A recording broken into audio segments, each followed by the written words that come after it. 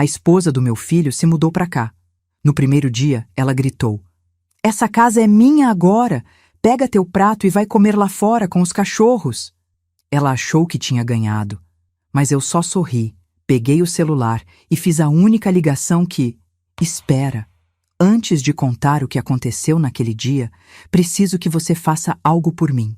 Se você tem pais, avós ou alguém mais velho na sua família que você ama, para o que está fazendo agora mesmo e manda uma mensagem para essa pessoa. Diz que você ama ela. Diz que ela importa. Porque o que vou contar aqui pode acontecer com qualquer um de nós. Meu nome é Beatriz Silva. Tenho 68 anos. E por muito tempo achei que minha história tinha acabado junto com a vida do meu Roberto. Meu marido faleceu há 2 anos, vítima de um câncer que lutou bravamente por 8 meses. 8 meses que me ensinaram mais sobre amor e despedida do que toda uma vida de casamento feliz. Nossa casa fica na Vila Mariana, em São Paulo. É uma casa linda, de 2 andares, que construímos tijolo por tijolo. Roberto era engenheiro civil, e eu sempre trabalhei como professora primária. Juntamos cada centavo durante 35 anos para ter esse lugar. O jardim da frente tem as roseiras que plantei quando Fernando nasceu. O jardim dos fundos tem a jabuticabeira que Roberto cuidava todo fim de semana. Cada cômodo dessa casa guarda uma memória nossa. Depois que Roberto se foi, a casa ficou grande demais, silenciosa demais. Eu passava os dias cuidando do jardim, fazendo crochê, assistindo novela. Meu filho Fernando vinha me visitar uma vez por mês, sempre corrido, sempre com pressa. Ele morava em Alphaville com a esposa Cristina e meus 2 netos, Mateus, de 16 anos, e Luísa, de 13. Fernando é meu filho único. Eu e Roberto tentamos ter mais filhos, mas não veio. Então colocamos todo o nosso amor, toda a nossa esperança naquele menino. Pagamos escola particular, faculdade de administração, demos tudo o que podíamos. E ele cresceu bem, conseguiu um emprego bom numa empresa multinacional, se casou com a Cristina, que era secretária executiva na mesma empresa. Cristina sempre foi diferente. Desde o primeiro dia que Fernando trouxe ela para conhecer a gente, senti algo estranho. Ela era educada, mas tinha um jeito frio. Sorria, mas o sorriso não chegava nos olhos. Roberto também percebeu. Uma vez, depois que eles foram embora, ele me disse: "Bia, aquela moça tem um coração de pedra, mas o Fernando tá apaixonado. Só podemos torcer para que ele seja feliz." E eu torci. Torci muito. Fui na festa de casamento deles, sorri nas fotos, abracei a Cristina como se fosse minha filha. Quando Mateus nasceu, eu chorei de alegria. Quando Luísa veio 2 anos depois, meu coração transbordou. Eu finalmente tinha uma família completa. Mas as visitas foram ficando cada vez mais raras. Cristina sempre tinha uma desculpa. As crianças tinham natação. Tinha festa de aniversário de amiguinho, tinha viagem marcada. Fernando ligava, pedia desculpa, prometia vir no próximo fim de semana. E o próximo fim de semana virava próximo mês.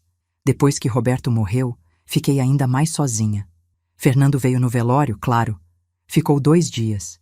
Cristina mal olhou para mim. Luísa ficou o tempo todo no celular. Só o Mateus, meu netinho mais velho, veio me dar um abraço de verdade e disse: "Sinto muito, vó. O vô era muito legal." Os meses foram passando. Eu aprendi a viver com a solidão. Fazia minhas caminhadas de manhã, conversava com o Sr. Carlos, meu vizinho viúvo que também tinha perdido a esposa. A gente tomava café junto às vezes, trocava receitas, reclamava da pressão alta. A vida seguia, devagar, mas seguia. Até que numa quinta-feira de março, o telefone tocou às 9 da noite. Era Fernando. Pela voz, percebi que algo estava errado. "Mãe, eu preciso te contar uma coisa." Meu coração apertou. "O que foi, filho? Tá todo mundo bem?" "Todo mundo tá bem de saúde. Mas eu perdi o emprego, mãe." Senti minhas pernas bambearem. Sentei na cadeira da cozinha. "Como assim perdeu o emprego? Você trabalha lá há 15 anos. A empresa tá fazendo reestruturação. Demitiram metade do departamento." Eu tentei segurar, mas não deu. Me deram 3 meses de aviso prévio e uma indenização, mas com as contas que a gente tem... Ouvi a voz dele quebrar. Meu filho, meu Fernando forte e bem-sucedido, estava chorando. Filho, calma, a gente resolve isso. Vocês têm a casa de vocês, né? Economizam em outras coisas e... Mãe, a casa não é nossa. A gente paga aluguel de R$ 7.000 por mês. O carro é financiado. A escola das crianças custa 4.000 para cada um. Eu não sei o que fazer. Fiquei em silêncio, calculando. 7.000 de aluguel, 8.000 de escola, mais carro, mais contas normais. Mesmo com a indenização, eles não iam aguentar 3 meses. Filho, comecei devagar, já sabendo o que ele ia pedir. Vocês querem vir morar aqui comigo? Silêncio do outro lado. Depois, a gente pode, mãe, só até eu arrumar outro emprego. Eu prometo que não vai demorar. E a Cristina pode ajudar, ela vai procurar trabalho também. Seria só temporário. Meu coração apertou de novo, não pela ideia deles virem. Essa casa sempre foi deles também, mas pela voz dele, derrotada, perdida. Meu filho precisava de mim. Claro que pode, Fernando. Essa casa é sua também, sempre foi. Quando vocês querem vir? Amanhã? A gente já avisou o proprietário que vai sair do apartamento. As crianças podem faltar uns dias da escola até a gente se organizar. Amanhã tá bom, vou arrumar os quartos. Obrigado, mãe. A senhora salvou a gente. Desligou. Fiquei ali sentada na cozinha, ouvindo o relógio da parede fazer tic-tac. A casa que estava grande demais ia ficar cheia de novo. Meus netos iam estar perto. Eu podia cuidar deles, fazer comida que eles gostavam, ajudar Fernando a se reerguer. Mas tinha algo no meu peito, uma sensação estranha, uma voz pequena que dizia: "Cuidado, Beatriz, cuidado." Levantei, peguei o pano de prato e comecei a limpar a cozinha mesmo já estando limpa. Sempre fiz isso quando estou nervosa. Roberto brincava que eu limpava a ansiedade junto com a sujeira. No dia seguinte, acordei às 6 da manhã. Arrumei os 2 quartos do andar de cima, um para Fernando e Cristina, outro para as crianças. Troquei os lençóis, coloquei toalhas limpas nos banheiros. Passei aspirador. Fiz um bolo de chocolate que o Mateus adorava quando era pequeno. Preparei um almoço especial, lasanha, que era o prato favorito do Fernando. O Sr. Carlos apareceu no portão às 10 da manhã. Ele tinha 72 anos, era viúvo há 5 anos e nos últimos meses tinha se tornado meu melhor amigo. Dona Bia, ouvi dizer que a senhora vai ter visita? Sorri. Meu filho vem morar comigo, seu Carlos. Ele e a família toda. Vai ser bom ter a casa cheia de novo. Ele me olhou com aquele jeito dele, meio desconfiado. A senhora tá animada? Tô sim. Por que não estaria? Não sei. A senhora tem uma carinha de quem tá preocupada. Suspirei. O senhor Carlos me conhecia bem demais. É que... vai ser uma adaptação, né? Tem a Cristina, tem as crianças, mas vai dar tudo certo. Ele balançou a cabeça. Fia, escuta o que esse velho vai te dizer. Quando a família vem morar junto por necessidade, não por vontade, as coisas podem ficar complicadas. A senhora tem que botar limite desde o começo. Essa casa é sua. Eu sei, seu Carlos, mas é meu filho, ele precisa de mim. Então tá bom, mas qualquer coisa a senhora me chama.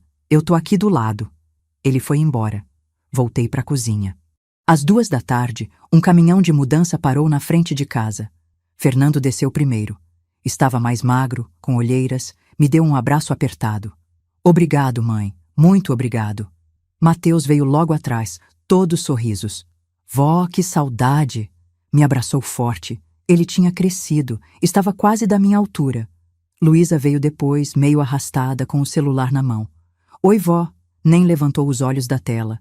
E por último, Cristina. Ela desceu do carro devagar, como se estivesse entrando num hotel 5 estrelas que não estava à altura das expectativas dela. Usava um vestido branco justo, salto alto, óculos de sol grandes. O cabelo loiro, que eu sabia que era tingido porque tinha visto as raízes numa visita anos atrás, estava perfeitamente arrumado. Olá, Beatriz. Nem um abraço, nem um beijo, só aquele cumprimento frio. Oi, Cristina, seja bem-vinda. Entrem, entrem. Fiz almoço. Os carregadores começaram a descer as caixas. Era muita coisa. Roupa, móveis, aparelhos eletrônicos. Vi que eles tinham trazido até uma TV de 60 polegadas. Mãe, a gente pode colocar a TV da sala lá em cima? Fernando perguntou. A nossa é maior, ia ficar melhor no espaço. Claro, filho, fica à vontade. Cristina entrou na casa e começou a circular pelos cômodos. Tocava nos móveis, olhava tudo com aquela cara de quem estava avaliando. Foi até a sala, olhou para a TV antiga que eu e Roberto tínhamos comprado há 10 anos. Essa coisa ainda funciona? Ela perguntou com um meio sorriso. Funciona sim, respondi, tentando manter a voz calma. Ah, que bom! A gente pode levar ela para o quartinho então. Aqui na sala vai ficar a nossa. Senti um incômodo no peito, mas não disse nada. Era só uma TV. Não era importante. O almoço foi estranho. Eu tinha feito tudo com tanto carinho, mas Cristina mal comeu. Ficou cutucando a lasanha com o garfo. Tá muito gorduroso, ela disse. Eu tô de dieta. Luísa também não comeu muito. Ficou no celular o tempo todo, mesmo eu pedindo para ela guardar. Fernando comeu sem falar nada. Só o Mateus elogiou. Tá uma delícia, vó. Faz tempo que não como lasanha de verdade. Depois do almoço, eles terminaram de organizar as coisas. Eu fiquei na cozinha, lavando louça, ouvindo os barulhos da casa. Passos no andar de cima. Vozes, móveis sendo arrastados. Às 6 da tarde, desci para preparar o jantar. Fui até a geladeira, peguei os ingredientes para fazer uma sopa leve, já que o almoço tinha sido pesado. Foi quando Cristina entrou na cozinha. Ela me olhou de cima a baixo. Depois olhou para a cozinha. Então disse: Beatriz, acho que a gente precisa ter uma conversa. Virei para ela com a panela na mão. Pode falar, Cristina. Ela cruzou os braços. Olha, eu sei que essa é a sua casa, mas agora a gente mora aqui também. E eu preciso que fique claro algumas coisas. Meu coração começou a bater mais rápido. Coloquei a panela em cima do fogão. A cozinha, eu preciso organizar do meu jeito. Eu gosto das coisas num lugar específico. E quanto à comida, eu prefiro cozinhar. Você tem um estilo muito tradicional. As crianças precisam de refeições mais balanceadas. Respirei fundo. Cristina, eu cozinho há 50 anos. Criei meu filho com comida saudável e caseira. Eu sei. Ela interrompeu com aquele tom de quem está falando com uma criança. Mas os tempos mudaram, Beatriz. Hoje em dia a gente sabe mais sobre nutrição, sobre calorias, sobre... Sobre o quê? Minha voz saiu mais alta do que eu queria. Sobre fazer uma criança feliz com um bolo de chocolate? Sobre sentar à mesa em família? Ela revirou os olhos. Você é dramática. Eu só tô querendo organizar as coisas. E tem outra coisa. A sala. Eu vi que você deixa a revista velha em cima da mesa de centro, aqueles crochêzinhos no sofá. A gente vai precisar dar uma modernizada aqui. Senti lágrimas queimando nos olhos, mas não deixei cair. Esses crochês eu que fiz. Minha mãe me ensinou. Eu sei, querida. Mas ficam muito antiquados. A gente pode guardar numa gaveta, como lembrança. Ela saiu da cozinha antes que eu pudesse responder. Fiquei ali parada, segurando na pia. Minha casa, minha cozinha, meus crochês.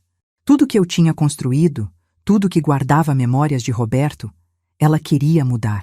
Mas era só o primeiro dia. Talvez fosse só o nervosismo da mudança. Talvez ela melhorasse. Eu estava tão errada. O jantar foi ainda mais tenso. Cristina tinha comprado comida japonesa por delivery. Nem esperou eu fazer a sopa. Pedi para todo mundo, ela anunciou, distribuindo as marmitas. Menos para você, Beatriz. Achei que preferia fazer sua própria comida. Fernando não disse nada. Abriu a marmita dele e começou a comer em silêncio. Fiquei ali parada, com minha sopa na panela, sentindo algo quebrar dentro de mim. Mas o que descobri em seguida me gelou o sangue. Naquela noite, deitada na minha cama, não consegui dormir. Ficava repassando as cenas do dia na minha cabeça. A chegada deles, os comentários de Cristina, a forma como ela tinha simplesmente ignorado minha comida e pedido delivery. Mas eu me convenci de que era só adaptação. Amanhã seria melhor. Amanhã seria pior. Acordei às 6h30, como sempre. Desci para a cozinha. A cena que encontrei me deixou paralisada. Todas as minhas coisas tinham sido reorganizadas. As panelas que eu guardava num armário específico há 30 anos estavam em outro lugar. Meus temperos, que eu organizava por ordem alfabética, estavam misturados. As toalhas de prato bordadas que minha mãe tinha feito estavam enfiadas numa gaveta qualquer. No lugar dos meus potes de mantimentos, tinha potes de plástico modernos e caros. Minha cafeteira velha tinha sido substituída por uma máquina de café expresso que eu nem sabia usar. Respirei fundo. Calma, Beatriz. É só uma reorganização. Você pode se adaptar. Fui fazer café na máquina nova. Apertei vários botões. Nada. Tentei de novo. A máquina fez um barulho estranho e começou a vazar água. Deixa que eu faço. Virei. Cristina estava na porta da cozinha, de roupão de seda, com aquele ar de superioridade. Essa máquina é cara, Beatriz. Precisa saber usar. Ela veio até o balcão, me empurrou de lado delicadamente, mas firmemente, e começou a operar a máquina como se fosse a coisa mais fácil do mundo. Pronto, viu? Simples. Mas ela não me ofereceu o café. Pegou a xícara e foi embora. Fiquei ali, na minha própria cozinha, sem saber onde estava nada, sem conseguir fazer um simples café. As horas foram passando. Tentei assistir TV na sala, mas a TV nova tinha aquele controle remoto complicado com 1000 botões. Cada vez que eu tentava mudar de canal, entrava em algum menu estranho. Luísa passou por mim sem falar nada, subiu para o quarto. Mateus desceu mais tarde, me deu bom dia, pegou leite com cereal e foi estudar. Fernando tinha saído cedo para deixar currículo em algumas empresas. Ficamos eu e Cristina em casa. Às 11 da manhã, ela desceu arrumada, maquiada. Sentou na sala e começou a fazer ligações. Ouvi ela falar sobre investimentos, propriedades, corretor de imóveis. Meu coração apertou. Do que ela estava falando? Na hora do almoço, preparei um frango com legumes. Coisa simples, saudável. Chamei todo mundo. Cristina olhou para o prato e fez uma cara de nojo. Eu não como frango com pele, Beatriz. Quantas vezes eu preciso falar isso? Desculpa, eu não sabia. E esses legumes estão cozidos demais. Perderam todos os nutrientes. Luísa riu. A avó não sabe cozinhar direito, mãe. Senti meu rosto queimar. Mateus olhou para a irmã com cara de reprovação. Luísa? O quê? É verdade. Fernando entrou nesse momento, cansado. Sentou à mesa sem dizer nada. Começou a comer. Fernando, você vai comer isso? Cristina perguntou com um tom de desaprovação. Ele suspirou. Tô com fome, Cristina. A comida tá boa. Mas não olhou para mim quando disse isso. Não saiu em minha defesa. Só abaixou a cabeça e continuou comendo. Cristina revirou os olhos e saiu da mesa. Terminamos o almoço em silêncio. Um silêncio pesado, constrangedor. À tarde, tentei conversar com os netos. Entrei no quarto deles. Mateus estava fazendo o dever de casa no notebook. Luísa estava na cama, mexendo no celular. Oi, meus amores, que tal a gente fazer um bolo juntos? Ou jogar alguma coisa? Mateus sorriu. Eu topo, vó, mas preciso terminar esse trabalho primeiro. Pode ser mais tarde? Claro, meu anjo. Luísa nem levantou os olhos. Eu tô ocupada. Ocupada com quê, meu amor? Coisas do celular. Mas a vó queria conversar com você. Depois, vó. Tô sem paciência agora. Saí do quarto com um nó na garganta. O resto do dia foi passando devagar. Tentei assistir TV. Não consegui. Tentei ler um livro. Não consegui me concentrar. Fiquei andando pela casa, sentindo como se fosse uma invasora na minha própria casa. Às 6 da tarde, comecei a preparar o jantar. Tinha decidido fazer uma coisa simples. Arroz, feijão, bife acebolado. Comida que Fernando sempre gostou. Quando coloquei os pratos na mesa, Cristina apareceu e olhou com desprezo. Beatriz, eu preciso falar com você. Na sala. Agora. Fui atrás dela com o coração batendo forte. Ela se sentou no sofá, cruzou as pernas e me olhou de um jeito que nunca tinha olhado antes. Um jeito frio, calculado. Senta. Sentei. Olha, a situação é a seguinte. Essa casa é grande. Tem espaço para todo mundo. Mas para isso funcionar, a gente precisa de organização. E eu percebi que você não está entendendo o seu papel aqui. Meu coração gelou. Meu papel? Isso, seu papel. Você é a mãe do Fernando, óbvio. E a gente te respeita. Mas agora essa casa tem que ser administrada de forma eficiente. Tem 4 pessoas a mais morando aqui. E você sozinha não tem estrutura para gerenciar tudo. Cristina, eu moro nessa casa há 40 anos. Ela levantou a mão, me interrompendo, como se eu fosse uma criança sendo repreendida. Eu sei, mas você tá velha, Beatriz. Não tem mais a mesma energia. E tá claro que você tá tendo dificuldade para se adaptar às nossas necessidades. Então, eu decidi assumir a administração da casa. Fiquei boquiaberta. Assumir a administração? Isso. Eu vou cuidar das compras, da organização, da divisão de tarefas. Você pode ficar no seu quarto, descansar, fazer suas coisinhas. A gente não quer te sobrecarregar. Senti raiva subir pela minha garganta. Cristina, essa é a minha casa. É, mas o Fernando é seu filho.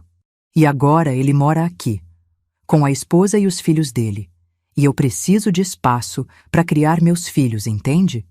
Eu não posso ficar dependendo das suas limitações. Que limitações?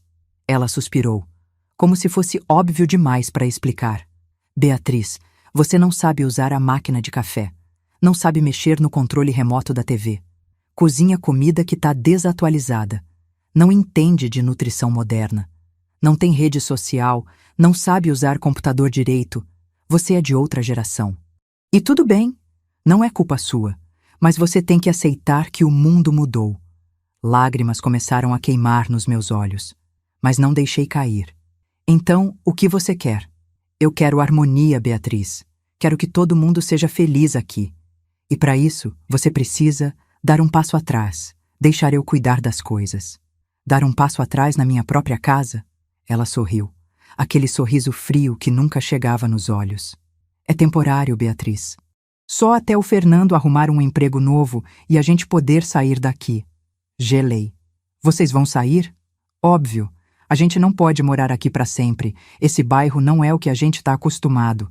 A casa é bonita, mas é velha, precisa de reforma. Assim que o Fernando conseguir algo bom, a gente vai procurar um lugar melhor. Um lugar melhor. Minha casa, que eu e Roberto construímos com tanto amor, era um lugar provisório para ela. Um lugar não tão bom. Mas pode demorar, ela continuou. O mercado tá difícil. Pode levar 6 meses, 1 ano. Então, por enquanto, a gente precisa fazer isso funcionar. E para funcionar, você precisa colaborar, entendeu? Fiquei em silêncio, processando, tentando entender se isso estava realmente acontecendo. Agora vamos jantar, ela disse, se levantando. Chama todo mundo. Chamei. Fernando, Mateus e Luísa desceram. Sentamos à mesa. Foi quando aconteceu. A coisa que mudou tudo. Cristina olhou para os pratos que eu tinha preparado. Depois olhou para mim. E então, na frente de todo mundo, ela falou: Beatriz, acho que você não entendeu o que eu falei. Então vou ser mais clara. Ela empurrou o prato dela para longe. Essa comida não tá no padrão que eu quero para os meus filhos. Tá gordurosa, pesada, sem balanceamento nutricional. E eu cansei de ser educada sobre isso. Olhei para Fernando, esperando que ele dissesse alguma coisa. Mas ele só ficou olhando para o próprio prato. Cristina se levantou, pegou o meu prato da mesa e começou a andar em direção à porta que dava para o quintal. Cristina, o que você está fazendo? Perguntei, com a voz tremendo. Ela abriu a porta. No quintal, meus 2 cachorros, Mel e Trovão, começaram a latir animados. Cristina colocou meu prato no chão, perto das vasilhas deles. E então, ela virou para mim e disse a frase que marcou aquele dia para sempre. Essa casa é minha agora. E se você não consegue fazer uma comida decente, então pega teu prato e vai comer lá fora com os cachorros. Talvez eles apreciem mais seu talento culinário do que a gente. O silêncio que caiu sobre aquela cozinha foi ensurdecedor. Olhei para Fernando. Meu filho, meu único filho. Ele estava vermelho. Olhava para baixo, mas não disse uma palavra. Olhei para o Mateus. Ele tinha lágrimas nos olhos. Mãe, ele começou olhando para Cristina. Cala a boca, Mateus. Cristina cortou. Isso não é da sua conta. Luísa estava rindo. Rindo baixinho, mas eu ouvi.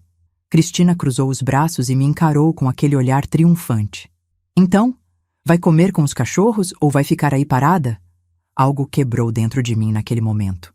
Mas não foi o que ela esperava. Não quebrou minha dignidade. Não quebrou minha força. Quebrou o medo. Quebrou a submissão. Quebrou a ideia de que eu tinha que aguentar aquilo para manter a paz. Levantei devagar da cadeira. Olhei bem nos olhos dela. E sorri. Cristina, eu disse com uma calma que surpreendeu até a mim mesma. Você tem razão numa coisa. Essa conversa já durou tempo demais. Peguei meu celular que estava na mesa. Mãe, o que você está fazendo? Fernando finalmente falou com a voz estranha. Fazendo uma ligação que eu deveria ter feito quando você foi embora de casa há 20 anos. Disquei um número. Coloquei no viva voz. Depois de 3 toques, uma voz feminina atendeu. Boa noite, doutora Gabriela Santos falando. Doutora, aqui é Beatriz Silva. Código alvorecer. Preciso ativar o protocolo. Silêncio do outro lado. Depois. Entendi perfeitamente, dona Beatriz. Confirmação verbal recebida. O protocolo será ativado às 8 horas da manhã de amanhã. A senhora precisa de segurança imediata? Não, doutora. Eu tô bem. Mas preciso que esteja tudo pronto amanhã. Estará. Boa noite, dona Beatriz. E lembre-se, a senhora não está sozinha. Desliguei. Todos me olhavam como se eu tivesse enlouquecido. Mãe, que protocolo é esse? Fernando perguntou pálido. Olhei para ele. Pro meu filho que não tinha me defendido. Pro meu filho que tinha deixado a esposa me humilhar na minha própria casa. Você vai descobrir amanhã de manhã. Agora, se me dão licença, vou pro meu quarto. Boa noite. Subi as escadas com a cabeça erguida. Ouvi Cristina gritar lá embaixo. Fernando, que palhaçada é essa? Que advogada é essa? Ouvi meu filho responder nervoso. Eu não sei, eu nunca ouvi falar de advogada nenhuma. Entrei no meu quarto, tranquei a porta, sentei na cama e foi só aí que deixei as lágrimas caírem. Mas não eram lágrimas de tristeza, eram lágrimas de alívio. Porque depois de 2 anos de solidão, de meses de humilhação, eu tinha finalmente reagido. E o que eles iam descobrir no dia seguinte ia mudar tudo. Mas o que eles não sabiam era que, naquela noite, não preguei olho.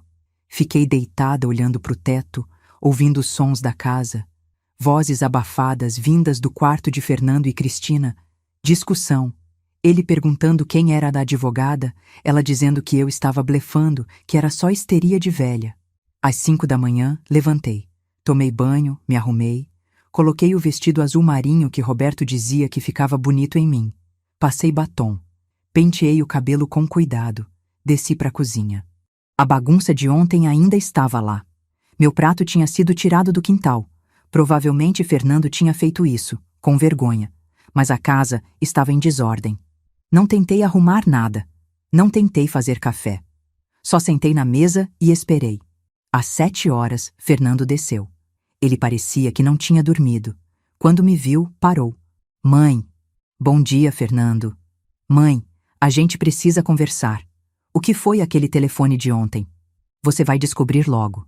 Mãe, pelo amor de Deus. Eu tô desesperado aqui. A Cristina tá me enlouquecendo, perguntando quem é essa advogada. Que protocolo é esse? O que você fez? Olhei pro meu filho. Ele estava desesperado mesmo. Mas não estava preocupado comigo. Estava preocupado com as consequências. Fernando, quando foi a última vez que você perguntou como eu tava? Ele piscou. Como assim? Desde que o pai morreu. Desde que vocês vieram morar aqui. Você perguntou uma vez sequer se eu estava bem? Se eu estava triste? Se eu precisava de alguma coisa? Ele abriu a boca. Fechou. Não sabia o que dizer. Você deixou sua esposa me humilhar ontem. Na frente dos seus filhos. E você não disse nada. Mãe, eu... Você o quê, Fernando? Você estava com medo dela? Estava cansado demais para se importar? Ou simplesmente não te importou que ela me tratasse como empregada na minha própria casa? Lágrimas começaram a descer pelo rosto dele. Mãe, eu tô perdido. Eu perdi meu emprego, eu não tenho dinheiro, eu tô com medo de não conseguir sustentar minha família. Eu não estava pensando direito. E você acha que eu não sei o que é ter medo?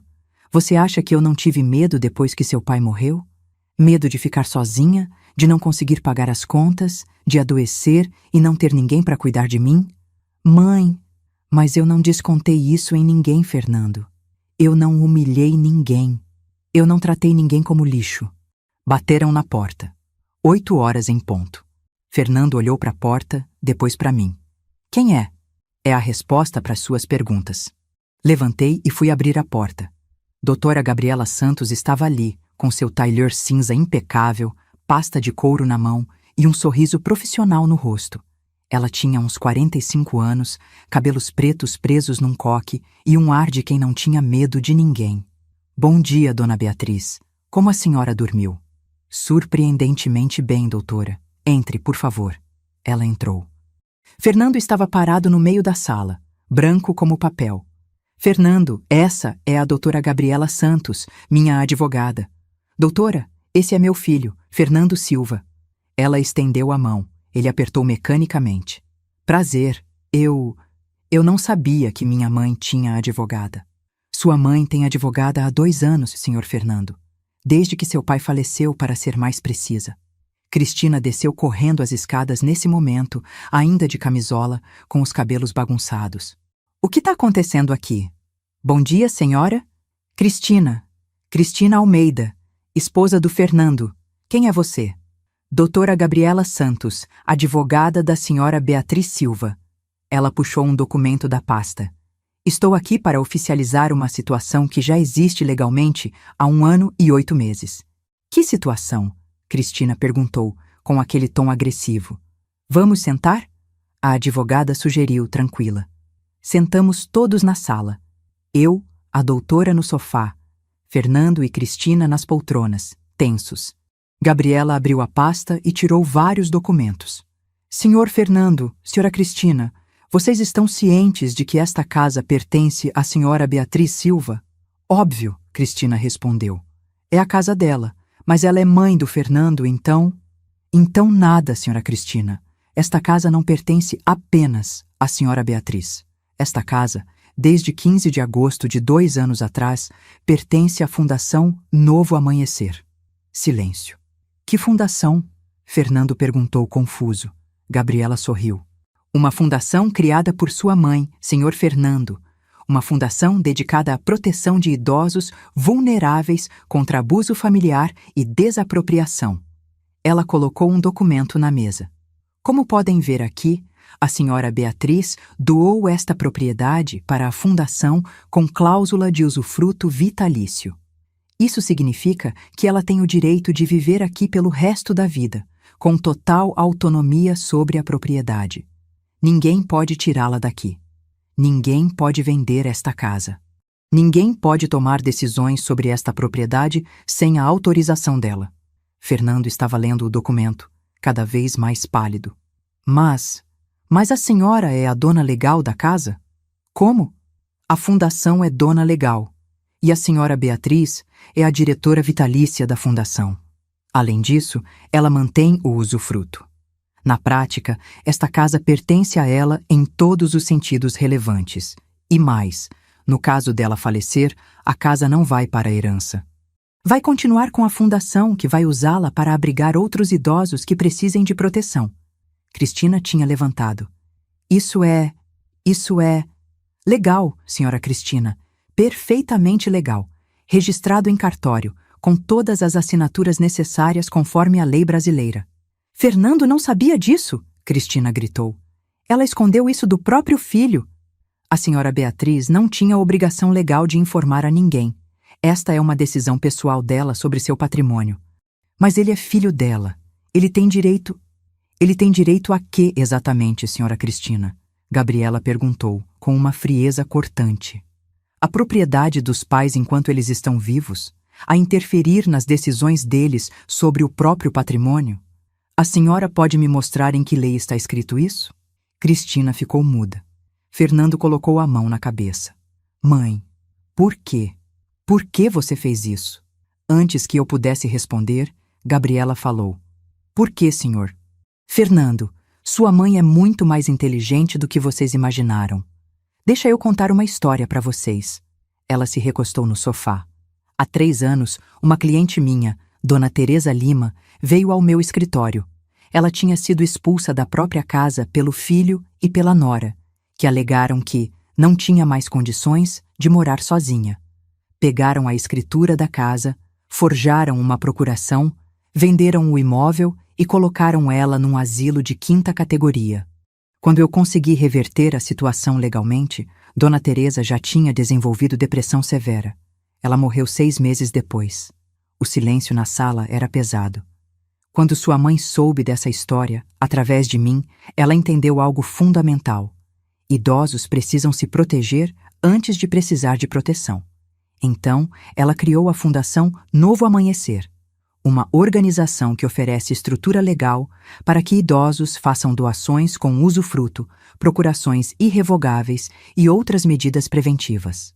Minha mãe fez isso sozinha? Fernando perguntou, incrédulo. Não. Ela fez com minha ajuda, com a ajuda de outros advogados, de contadores, de assistentes sociais. E ela não fez só para ela. Ela fez para outros idosos. A fundação já protegeu 47 pessoas nos últimos 2 anos. Eu finalmente falei.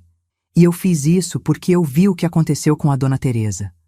Vi o que acontece quando os filhos acham que têm direito sobre a vida dos pais. E eu jurei que nunca ia deixar isso acontecer comigo. Fernando estava chorando abertamente agora. Mãe, eu nunca faria isso com a senhora. Não. Então por que você deixou sua esposa me humilhar ontem? Por que você não disse nada quando ela colocou meu prato no chão na frente dos cachorros? Ele não respondeu. Não tinha resposta. Cristina estava andando de um lado para o outro, visivelmente nervosa. Então o que isso significa? Ela perguntou. A gente tem que sair? Gabriela sorriu. Não necessariamente, senhora Cristina. Mas existem condições. Ela tirou outro papel da pasta. Conforme o protocolo que ativamos ontem à noite, a senhora Beatriz está oferecendo 3 opções para vocês. Que opções? Fernando perguntou. Opção 1. Vocês podem continuar morando aqui, pagando um aluguel de 3.500 mensais à fundação. Esse dinheiro será usado para manter a estrutura legal e ajudar outros idosos. Cristina deu uma risada seca. A gente não tem 3. 500! Por isso a gente está aqui. Opção 2, então. Vocês têm 30 dias para encontrar outro lugar para morar. 30 dias? Fernando quase gritou. Mãe, a senhora está nos expulsando? Não, Fernando. Eu estou estabelecendo limites, coisa que eu deveria ter feito muito tempo atrás. E a terceira opção? Cristina perguntou com os dentes cerrados. Gabriela olhou para ela. A terceira opção é a que a senhora Beatriz realmente gostaria que vocês aceitassem. Ela fez uma pausa. Vocês podem ficar aqui sem pagar aluguel temporariamente, mas sob condições específicas, respeito mútuo, participação nas tarefas domésticas e um pedido formal de desculpas da senhora Cristina pelo que aconteceu ontem. Cristina ficou vermelha. Pedido de desculpas? Eu não vou... Então escolham a opção 1 ou 2, Gabriela disse tranquila. A senhora tem até amanhã às 18 horas para decidir. Qualquer uma das 3 opções está documentada aqui, e a senhora. Beatriz vai assinar a que vocês escolherem. Ela guardou os documentos, se levantou. Dona Beatriz, eu volto amanhã para finalizar o que for decidido. Qualquer coisa me liga. Ela olhou para Fernando e Cristina. Foi um prazer conhecer vocês. E saiu. Ficamos nós 3 ali. Fernando chorando. Cristina tremendo de raiva. E eu, finalmente, sentindo que tinha retomado o controle da minha vida. Mãe, Fernando começou. Eu não sabia de nada disso. Eu sei, filho. Mas agora você sabe. Por que a senhora não me contou? A gente podia ter evitado tudo isso. Evitado o quê, Fernando? Evitado que sua esposa me tratasse como empregada? Evitado que você ficasse em silêncio enquanto ela me humilhava? Ele soluçou. Cristina virou para ele furiosa. Você vai deixar sua mãe fazer isso com a gente? Fazer o quê? Fernando explodiu. Ela está oferecendo deixar a gente ficar de graça. Você que tem que escolher entre seu orgulho e um teto sobre nossas cabeças. Meu orgulho? Nosso orgulho, Fernando. Ela está humilhando você, fazendo você parecer... Parecer o quê? Um filho que não defendeu a própria mãe? Ela não precisa me fazer parecer isso. Eu já fiz isso sozinho. Ele se levantou e olhou para mim. Mãe, eu vou pensar nas opções. Com calma. E eu peço desculpa por tudo. Subiu as escadas. Cristina ficou ali, me encarando. Você acha que ganhou, não é? Não é sobre ganhar, Cristina. É sobre dignidade. Dignidade! Ela repetiu com escárnio. Você tirou a herança do seu próprio filho por causa de dignidade? Eu não tirei nada que fosse dele. Essa casa nunca foi dele. É minha, e sempre foi. Ela veio mais perto, com aquele olhar frio. Você vai morrer sozinha, Beatriz, porque depois disso seu filho nunca mais vai te perdoar. Talvez, mas pelo menos vou morrer com dignidade. Na minha casa, no meu espaço. E não vou morrer sendo tratada como um cachorro. Ela girou nos calcanhares e subiu as escadas batendo os pés. Fiquei sozinha na sala. Peguei meu celular e disquei outro número. Alô? Senhor Carlos, é a Beatriz. O senhor pode vir tomar um café aqui? Preciso conversar com alguém. Já vou, fia, já vou. 15 minutos depois, ele estava na minha cozinha. Fiz café, na cafeteira velha que eu tinha resgatado de uma caixa onde Cristina tinha guardado. Contei tudo o que tinha acontecido. Senhor Carlos me ouviu em silêncio. Quando terminei, ele balançou a cabeça. Dona Bia, a senhora fez a coisa certa. Mas agora vem a parte difícil. Que parte? A parte onde a senhora precisa decidir o que realmente quer. A senhora quer que eles saiam? Ou a senhora quer que eles fiquem e aprendam a respeitar a senhora? Pensei. Por um longo tempo. Eu quero meu filho de volta, seu Carlos. O Fernando que eu criei. O menino gentil, respeitoso. Não esse homem assustado que deixa a esposa mandar em tudo. Então a senhora precisa dar a ele uma chance de se redimir, mas com limites claros. Foi o que eu fiz. Eu sei. Agora a senhora espera. E vê o que ele escolhe. Passei o resto do dia no jardim, cuidando das roseiras. Era sexta-feira. Eles tinham até sábado às 6 da tarde para decidir. À noite, ninguém jantou junto. Fernando pediu pizza para ele e as crianças. Cristina nem apareceu. Eu comi um sanduíche no meu quarto. No sábado de manhã, Fernando bateu na minha porta cedo. Mãe, a gente pode conversar? Abri a porta. Ele estava com uma cara terrível, olheiras profundas. A Cristina foi embora. Meu coração pulou. Como assim foi embora? Ela pegou a Luísa e foi para a casa da irmã dela no Rio. Disse que não vai se humilhar pedindo desculpa, que ela vai me esperar lá até eu voltar ao normal. E você? Eu fiquei, com o Mateus. Ele não quis ir com ela. Sentei na cama. Fernando. Mãe, eu preciso te contar uma coisa. Desde que eu perdi o emprego, a Cristina mudou. Ela ficou agressiva, controladora. Ela vive falando que eu sou um fracassado, que eu não sirvo para nada, que ela tem que resolver tudo sozinha. Lágrimas desceram pelo rosto dele. Eu achei que vindo para cá as coisas iam melhorar, mas ela só ficou pior.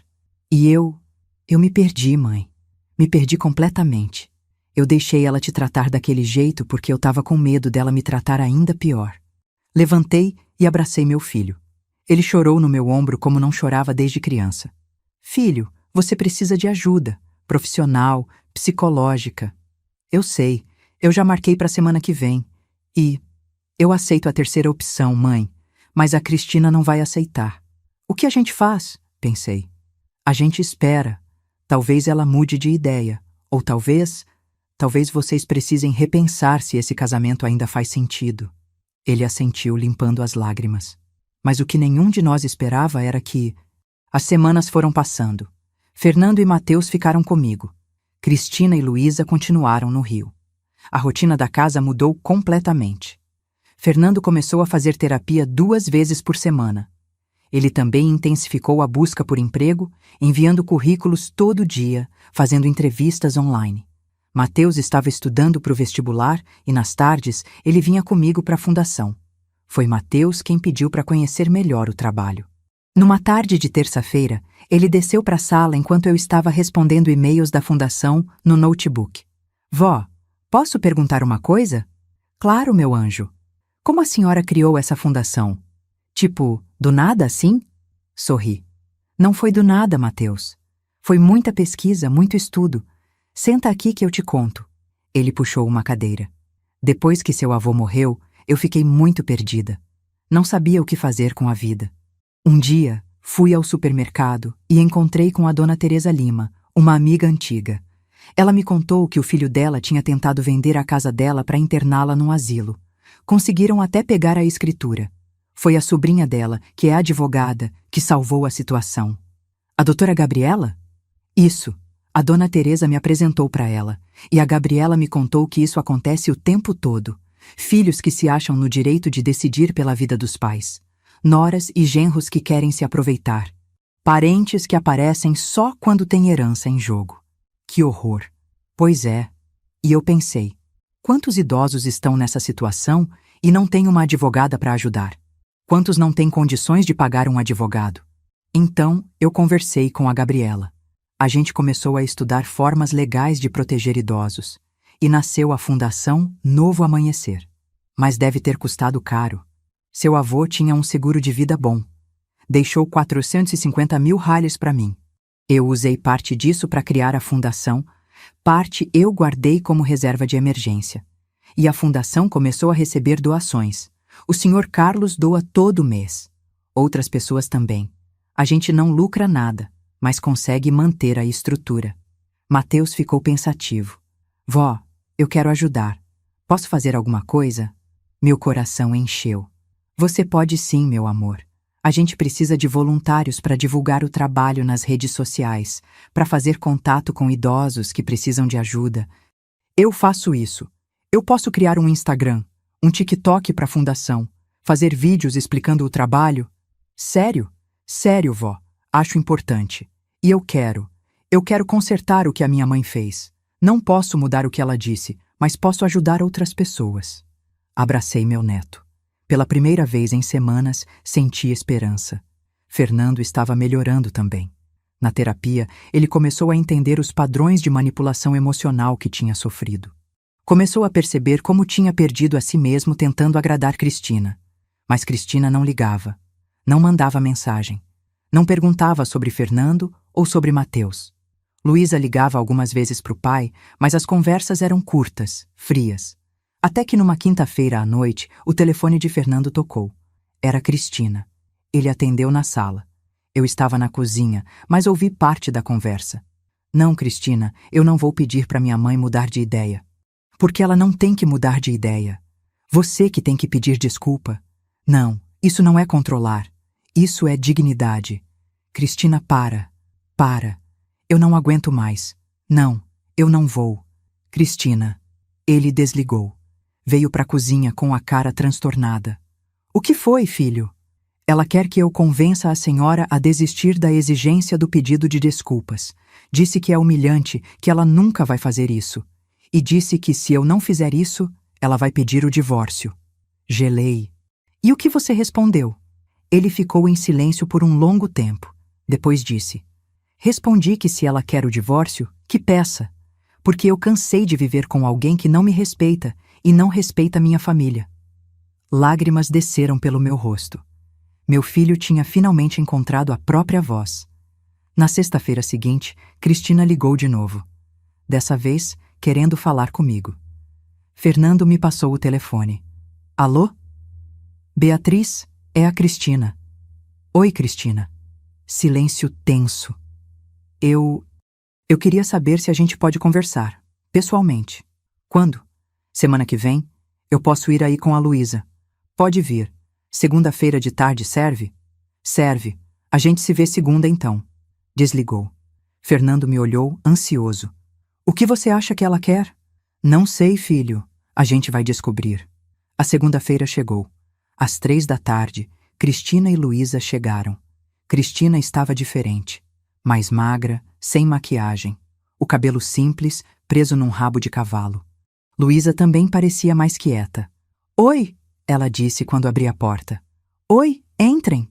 Fernando e Mateus estavam na sala. Luísa correu e abraçou os dois, chorando. Pai, Deus, que saudade! Fernando abraçou a filha com força. Também estava com saudade, filha. Cristina ficou parada no meio da sala, sem saber o que fazer. Vamos sentar, eu sugeri. Sentamos. Cristina de um lado, eu e Fernando do outro. As crianças ficaram na escada, ouvindo. Cristina respirou fundo. Beatriz, eu queria dizer que... Ela parou. Tentou de novo. Eu queria dizer que eu estava errada. Silêncio. Quando a gente veio para cá, eu estava desesperada. O Fernando tinha perdido o emprego, a gente tinha perdido o padrão de vida, eu tinha medo de perder tudo. E eu descontei isso em você. Lágrimas começaram a cair pelo rosto dela. Eu fui cruel, fui desrespeitosa, e eu disse coisas horríveis, e eu peço desculpa. De verdade, do fundo do coração. Olhei para ela. Pela primeira vez, vi sinceridade naqueles olhos. Cristina... Não, deixa eu terminar. Por favor. Ela limpou as lágrimas. Eu passei essas semanas no Rio, pensando. Sobre tudo. Sobre como eu tratei você. Sobre como eu tratei o Fernando. E eu percebi que eu me tornei uma pessoa que eu não quero ser. Cristina. Fernando começou. Ela levantou a mão. Não, Fernando. Deixa eu falar. Eu também te tratei mal. Eu te diminuí. Eu te culpei pelo que aconteceu. E não era culpa sua. Você sempre foi um bom marido, um bom pai. E eu fui controladora, manipuladora. E eu tô com vergonha de mim mesma. Ela olhou para mim de novo. Beatriz, eu não espero que você me perdoe, mas eu queria que você soubesse que eu tô mudando. Eu comecei terapia no Rio. E eu tô enfrentando muita coisa sobre mim mesma que eu não queria encarar. Que coisas? Perguntei gentilmente.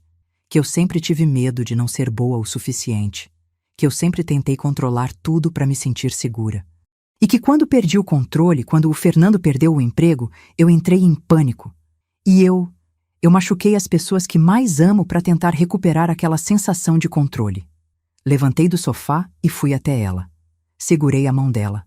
Cristina, obrigada por vir aqui e falar isso. Eu aceito seu pedido de desculpas. Ela soluçou. Sério? Sério. Mas eu preciso que você entenda uma coisa. Respeito não é opcional numa família. E se vocês voltarem para cá, precisa ser com regras claras. Regras de convivência, de responsabilidades compartilhadas, de respeito mútuo. Eu aceito. Qualquer regra. Só quero ter minha família de volta. Fernando levantou e abraçou a esposa. Eles ficaram ali, abraçados, chorando. Mateus e Luísa desceram e se juntaram ao abraço. Fiquei olhando aquela cena, com o coração apertado, mas feliz. Mas o que nenhum de nós esperava era o que ia acontecer na semana seguinte. Senhor Carlos teve um ataque cardíaco. Era terça-feira de manhã. Eu tinha ido à casa dele levar um bolo que tinha feito. Bati na porta. Nada. Bati de novo. Silêncio. Meu coração disparou. Tinha uma chave da casa dele. Ele tinha me dado para emergências. Usei. Encontrei ele caído na sala. Seu Carlos! Seu Carlos! Ele estava consciente, mas pálido, suando frio com a mão no peito. Dor. Bia. Muita dor. Liguei para o SAMU na hora. A ambulância chegou em 12 minutos. Eles o levaram às pressas para o Hospital São Paulo. Liguei para Fernando. Filho, o senhor. Carlos teve um infarto. Tô indo para o hospital. Eu vou com você, mãe. Já tô indo. No hospital ficamos horas esperando. Fernando, eu, Mateus e, surpreendentemente, Cristina e Luísa também apareceram. Ele é importante para a senhora, Cristina disse, simples. A gente veio apoiar. Às 9 da noite, o médico saiu. Ele está estável. Foi um infarto moderado. A gente conseguiu desobstruir a artéria a tempo. Mas ele vai precisar de acompanhamento, mudanças no estilo de vida e provavelmente alguém para ficar com ele nas primeiras semanas. Eu fico com ele, eu disse imediatamente. Mãe, a senhora não pode cuidar dele sozinha, Fernando disse. Eu ajudo, Mateus falou. Eu também, Luísa disse. Cristina ficou olhando para todos nós. Depois disse. E eu também. O Sr. Carlos é um herói. Ele tem sido um amigo da família. A gente não pode abandonar ele agora. Naquele momento, olhando para minha família toda reunida, querendo ajudar, querendo fazer a coisa certa, eu entendi algo fundamental. Não era sobre quem estava certo ou errado. Era sobre escolher, todo dia, ser melhor. Escolher amar. Escolher respeitar. Escolher perdoar. E escolher reconstruir o que tinha sido quebrado. Mas ainda havia um grande desafio pela frente. Sr. Carlos ficou internado por 5 dias. Nós nos revezávamos no hospital. Fernando ia de manhã, antes de sair para procurar emprego. Mateus ia à tarde, depois da escola online. Cristina ia no fim da tarde, levando Luísa. E eu passava as noites lá, dormindo numa poltrona desconfortável, mas recusando sair. Dona Bia, ele disse na quarta noite com a voz fraca, a senhora não precisa ficar aqui, vai descansar em casa. E deixar o senhor sozinho? Nem pensar. Ele sorriu. Aquele sorriso cansado de quem tinha passado por muita coisa. A senhora sabe que eu não tenho ninguém, né? Tem sim, tem eu, tem o Fernando, tem meus netos, tem toda a fundação. Não é a mesma coisa. É sim. Família não é só sangue, seu Carlos. É quem escolhe ficar quando as coisas ficam difíceis. Ele apertou minha mão. Obrigado por me escolher, fia. No quinto dia, o médico deu alta, mas com recomendações rígidas. Repouso absoluto por 3 semanas, dieta específica, remédios pontuais e supervisão constante nas primeiras 2 semanas. Ele não pode ficar sozinho, o médico me disse. Se ele tiver outro episódio cardíaco e não tiver ninguém por perto... Não terminou a frase. Não precisava. Levei o Sr. Carlos para a casa dele. Fernando e Mateus ajudaram a acomodá-lo. Preparei um caldo leve, organizei os remédios. Eu venho todo dia, eu disse. De manhã, tarde e noite. Dona Bia, é muita coisa. A senhora tem a vida da senhora. Minha vida inclui cuidar das pessoas que eu amo. O senhor não tá me tirando nada. Tá me dando propósito. Quando voltei para casa, tinha uma reunião familiar me esperando na sala. Fernando, Cristina, Mateus e Luísa estavam todos sentados com caras sérias. Mãe, a gente precisa conversar, Fernando disse. Meu coração apertou. O que foi? A gente conversou muito nesses últimos dias, sobre tudo o que aconteceu, sobre a fundação, sobre o Sr. Carlos, sobre como a gente quer viver daqui para frente. Sentei. Pode falar. Cristina tomou a palavra. Beatriz, eu sei que o combinado era a gente ficar aqui temporariamente, sem pagar, até o Fernando arrumar emprego. Mas a gente pensou em outra possibilidade. Que possibilidade? Fernando se inclinou para frente. Mãe, essa casa é grande. Tem 2 andares. E com o Sr. Carlos precisando de cuidados, e com a fundação crescendo, a gente pensou numa solução diferente. Continua. A gente quer reformar a casa, transformar em 2 unidades independentes. Pisquei. Como assim? Mateus abriu o notebook e mostrou um desenho. Olha, vó, a gente pesquisou. Dá para fazer assim. Térreo vira uma unidade completa, com quarto, sala, cozinha, banheiro adaptado. O Sr. Carlos pode morar aqui, perto da senhora, mas com privacidade. E pode ser o espaço onde funciona a sede da fundação também. E o andar de cima, Cristina continuou, vira outra unidade, com 3 quartos, 2 banheiros, sala e cozinha, pra gente. E a gente paga aluguel, um aluguel justo, que vai pra fundação. Fiquei em silêncio, processando. Quanto seria esse aluguel? 3.000 reais por mês, Fernando disse. É o que a gente consegue pagar com a minha indenização, mais o que a Cristina tá ganhando com trabalhos freelance de secretariado. E quando eu arrumar emprego, a gente continua pagando. E a reforma? Quanto custa? A gente estimou uns 85.000, Mateus explicou. Mas a gente tem um plano. Eu conversei com uns amigos do meu pai que são da construção civil. Eles topam fazer o trabalho por um preço menor, já que é para ajudar a fundação. E tem mais, meu pai tem direito ao FGTS da rescisão. Dá uns 45.000 DARs. A gente usa isso, mais 30.000 que a mãe tem guardado, mais um empréstimo pequeno que a gente consegue. Espera, eu disse levantando a mão. Vocês 2 estão dispostos a investir a poupança de vocês na minha casa? Não é só sua casa, Beatriz, Cristina disse, com os olhos marejados. É a casa da família. E depois de tudo, depois do que eu fiz, eu quero consertar. Quero contribuir de verdade. Fernando assentiu. Mãe, eu errei muito. Deixei você sozinha, deixei a Cristina te maltratar. Não valorizei tudo que a senhora fez pela gente. Isso aqui é a nossa forma de retribuir e de construir algo novo. Luísa se levantou e veio me abraçar. Vó, eu também te tratei mal. Fiquei no celular, fui grossa, me desculpa. Eu quero ter uma relação de verdade com você e morar aqui do jeito certo. As lágrimas começaram a cair. Abracei minha neta. Depois, abracei todos eles. Vocês têm certeza disso? Absoluta, Fernando disse. Então vamos fazer. A alegria que se espalhou pela sala foi indescritível. Naquela noite, sentamos para planejar tudo. A reforma começaria em 2 semanas. Durante a obra, que levaria uns 2 meses, a gente se apertaria um pouco. O senhor Carlos ficaria no quarto de hóspedes do térreo, Fernando e Cristina no quarto deles, e Mateus e Luísa dividiriam o outro quarto. Mas antes da reforma começar, tínhamos que oficializar tudo com a doutora Gabriela. Marquei uma reunião no escritório dela para sexta-feira. Fomos todos, eu, Fernando, Cristina e até o senhor Carlos, que já estava um pouco melhor e quis ir. Gabriela ouviu a proposta com atenção. Fez perguntas, analisou os números, depois sorriu. É uma solução linda. E totalmente viável legalmente. Ela preparou os contratos. Contrato de locação entre a Fundação e Fernando Cristina. Termos de reforma com cláusula de que o investimento deles seria compensado com desconto no aluguel pelos primeiros 2 anos. E um novo termo de usufruto especificando as áreas comuns e privadas. Vou preparar tudo isso e registro em cartório. Em 1 semana, vocês podem começar a obra. Quando saímos do escritório, Fernando me puxou para um canto. Mãe, eu sei que nada disso apaga o que aconteceu, mas eu quero que a senhora saiba. Eu te amo, e eu vou passar o resto da vida provando que eu aprendi a lição.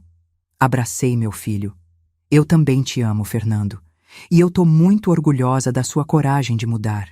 No fim de semana, fizemos uma reunião familiar diferente. Cada um escreveu numa folha de papel as regras que queria para casa. Depois, sentamos e discutimos cada uma. As regras finais foram: 1. Respeito mútuo em todas as interações. 2. Reunião familiar semanal aos domingos para alinhar questões da casa. 3. Divisão justa de tarefas domésticas. Cada um tem suas responsabilidades. 4. Privacidade respeitada. Não entrar nos espaços privados sem permissão. 5.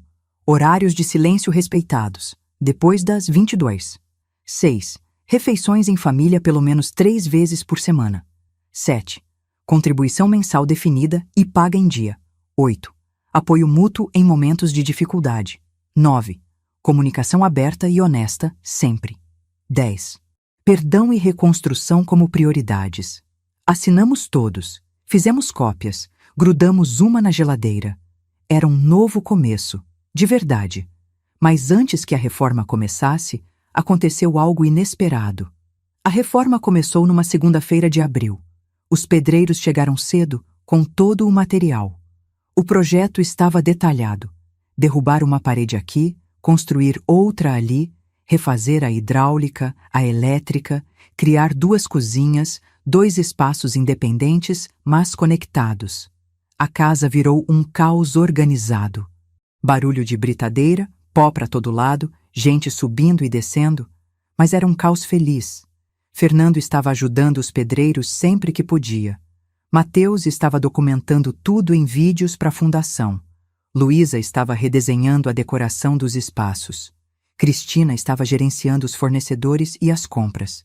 E eu estava cuidando do Sr. Carlos, que agora ficava mais no quarto de hóspedes para evitar o barulho e a poeira. A segunda semana da reforma estava indo bem.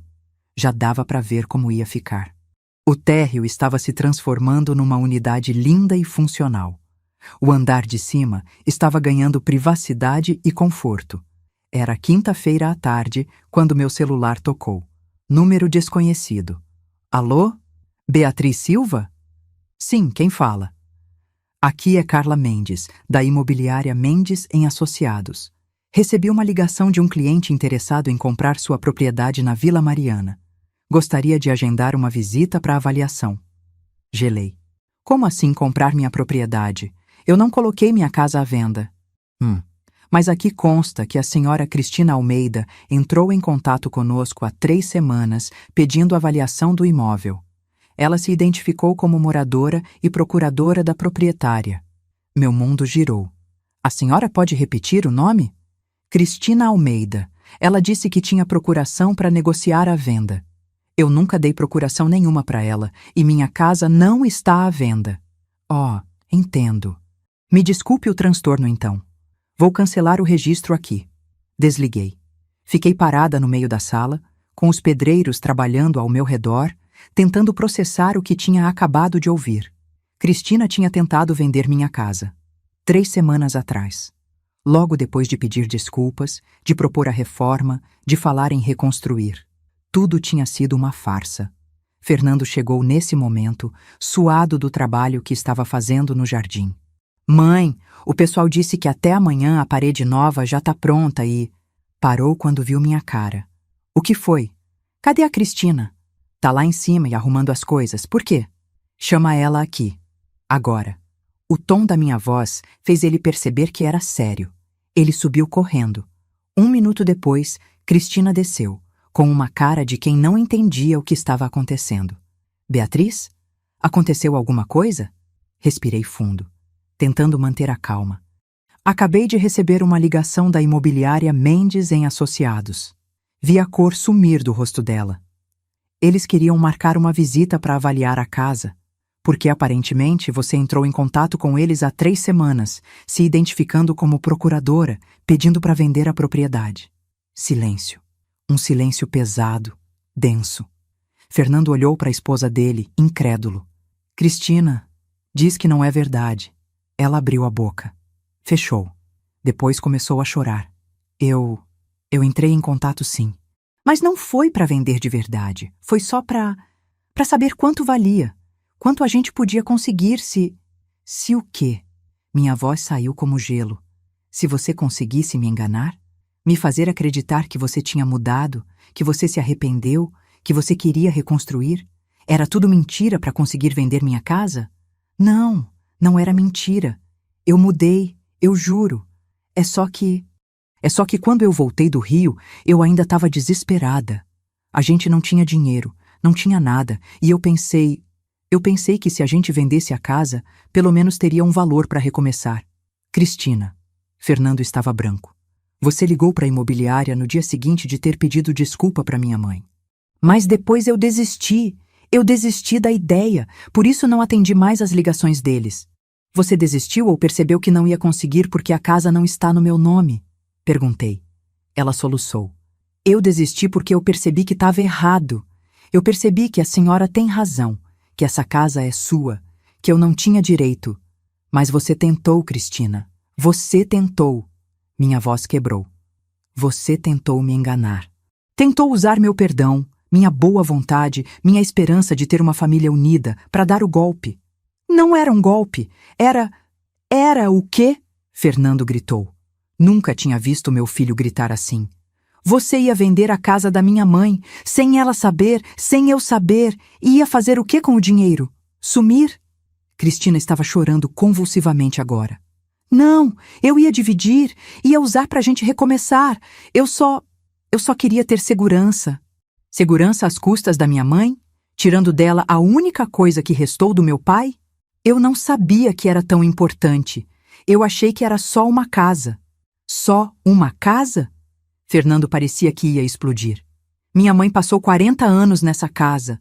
Meu pai morreu nessa casa. Cada tijolo aqui tem o suor deles. E você achava que era só uma casa? Os pedreiros tinham parado de trabalhar. Estavam todos olhando, constrangidos. Mateus e Luísa tinham aparecido no topo da escada, com caras de horror. Cristina se virou para mim desesperada. Beatriz, por favor, eu errei. Eu sei que errei, mas foi só um momento de fraqueza. Eu desisti, eu mudei. Você mudou ou foi pega? Ela não respondeu. Peguei meu celular e liguei para a doutora Gabriela. Doutora, preciso de você aqui, agora. É urgente. Chego em 20 minutos. Desliguei e olhei para Cristina. Você tem 20 minutos para decidir se vai falar a verdade ou se eu vou processar você por tentativa de estelionato. Beatriz, não. 20 minutos. Subi para o meu quarto. Fechei a porta. Sentei na cama e deixei as lágrimas caírem. Não eram lágrimas de tristeza. Eram de raiva, de decepção, de cansaço. Eu tinha acreditado nela. Tinha aberto meu coração de novo. Tinha permitido que a esperança voltasse. E ela tinha tentado me roubar, de novo. Bateram na porta. Mãe! Era Fernando. Entra. Ele entrou com o rosto inchado de tanto chorar. Sentou ao meu lado. Mãe, eu não sabia. Eu juro por Deus que eu não sabia. Eu sei, filho. Eu não sei o que fazer. Ela é minha esposa, mãe dos meus filhos. Mas o que ela fez? O que ela tentou fazer? O que ela tentou fazer? Ele corrigiu. É imperdoável. É. Eu vou terminar com ela, mãe. Vou pedir o divórcio. Olhei para o meu filho. Ele estava destruído, mas também estava pela primeira vez com clareza nos olhos. Fernando, essa decisão tem que ser sua, não minha. Mas, mãe, não. Você tem que decidir o que você quer. Se você ama ela, se você acha que ela pode mudar de verdade, se você quer tentar salvar o casamento, isso é entre você e ela. Eu não vou decidir por você. E a casa? E a reforma? E o aluguel? A reforma para. O contrato é cancelado. Eles têm 30 dias para sair. Ele assentiu, engolindo seco. Entendo. Doutora Gabriela chegou 25 minutos depois. Desci para recebê-la. Cristina estava sentada no sofá, encolhida. Fernando estava do outro lado da sala. Mateus e Luísa ainda estavam na escada. Doutora, preciso cancelar o contrato de locação. Gabriela olhou ao redor, entendendo que alguma coisa grave tinha acontecido. Algum problema específico? Tentativa de fraude. A senhora Cristina tentou vender minha propriedade se passando por procuradora. A advogada ficou séria. Isso é crime. A senhora quer prestar queixa? Olhei para Cristina. Ela estava me olhando com aquele desespero genuíno nos olhos. Mas será que era genuíno? Ou era só medo das consequências? Cristina, eu disse, e minha voz saiu cansada. Eu vou te fazer uma pergunta. E eu quero que você responda com total honestidade. Por que você fez isso? Ela respirou fundo. Porque eu estava com medo. Medo de ficar sem nada. Medo de depender dos outros. Eu cresci pobre, Beatriz. Muito pobre. Eu sei o que é passar fome, viver em barraco, não ter nada. Quando eu me casei com o Fernando, finalmente tive segurança. E quando ele perdeu o emprego, foi como se tudo fosse desmoronar de novo.